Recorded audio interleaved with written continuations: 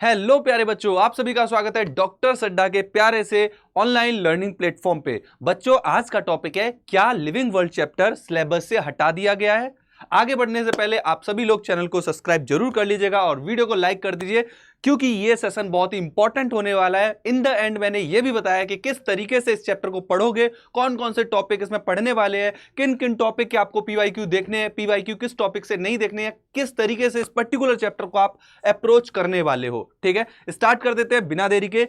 Yes, the answer is chapter नहीं हटा है। चैप्टर नहीं हटा है बच्चों, चैप्टर रिमूव नहीं हुआ है। Yes, the answer is no, the chapter is not removed from NCERT, but there is what. जिस बात से क्वेश्चन भी बच्चों के सवाल मन में आ रहा है कि क्या पूरा चैप्टर हटाया है या आधा चैप्टर हटाया है, बट बच्चों पार्शियल चैप्टर हटा दिया गया। पार्शियल चैप्टर का मतलब है कि इस पर्टिकुलर चैप्टर में ओल्ड एनसीईआरटी में अगर आप देखेंगे तो 4 सब टॉपिक थे। उन 4 सब टॉपिक्स में से 2 सब टॉपिक हटा दिए, 2 सब टॉपिक बाकी है। तो इससे परिणाम भी क्या निकलेगा, या हमारे एग्जाम के लिए जब हम 25 के लिए तैयारी करेंगे तो क्या चीज हमको ध्यान रखनी है बच्चों। इसमें एक चीज ध्यान रखनी है कि आप जो पीवाईक्यू पढ़ते थे वो पीवाईक्यू अब उतने रिलेवेंट नहीं होंगे, क्योंकि जो पार्ट हटा है उससे पीवाईक्यू एक्चुअली ज्यादा आते थे और अब उससे क्वेश्चन आने की प्रोबेबिलिटी खत्म। अब उससे क्वेश्चन नहीं आएंगे। तो yes, the answer is chapter नहीं हटाया गया है, पार्शियल इस चैप्टर से टॉपिक को हटा दिए गए।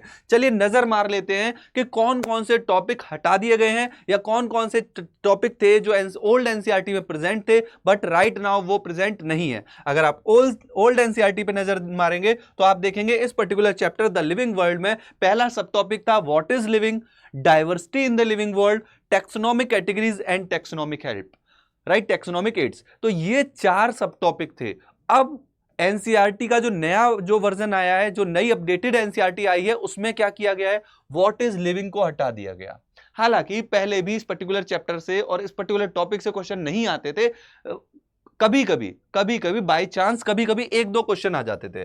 सिमिलर मैनर में टेक्सोनोमिक हेल्प जो टॉपिक था, ये इससे क्वेश्चन एक्चुअली में बहुत ज्यादा आते थे। मेनली पीवाईक्यू उठा के देखोगे, यहां से क्वेश्चन आपको देखने को मिल जाएंगे, बट ये भी हटा दिया। इसीलिए मैं बोल भी रहा था कि आपके पीवाईक्यू लगाना उतना रिलेवेंट नहीं होंगे इस पर्टिकुलर चैप्टर से। तो बचा क्या है, ये 2 चैप्टर बचे हैं। मतलब आपके पास अब जो नई एनसीईआरटी है, न्यू एनसीईआरटी के जो टॉपिक है, उनमें सिर्फ और सिर्फ 2 टॉपिक बचे हैं। वो कौन कौन से हैं, diversity in the living world and taxonomic categories.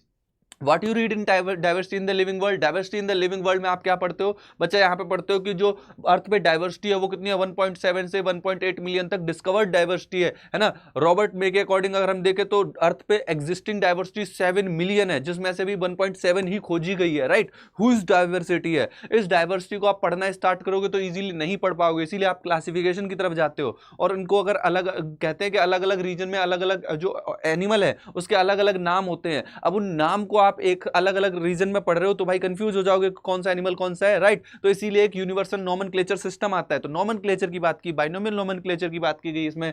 इसी पर्टिकुलर टॉपिक में आपसे क्लासिफिकेशन सिस्टम की बात की गई है, सिस्टमैटिक की बात की है, टेक्सोनॉमी की बात की। ये छोटी छोटी चीजें यहां पे पूछी गई हैं, बताई गई हैं, और यहां से क्वेश्चन बनने की प्रोबेबिलिटी रहती है। तो अब ये क्योंकि ये टॉपिक यहां पे अवेलेबल है, इससे क्वेश्चन आने की संभावना है ही, तो ये आपको छोड़ना नहीं है, ये आपको बहुत डिटेल में पढ़ना है। And most important taxonomic category. इसके बाद आगे आप बढ़ते हो, सेकंड टॉपिक है जो अब न्यू एनसीईआरटी का, उसमें क्या है, टेक्सोनोमिक कैटेगरी है। टेक्सोनोमिक कैटेगरी में हम क्या पढ़ते हैं बच्चा, हम टेक्सोनोमिक कैटेगरी में पढ़ते हैं कि जो मेजर टेक्सोनोमिक कैटेगरी है वो कौन कौन सी है, kingdom, phylum, class, order, family, genus, species.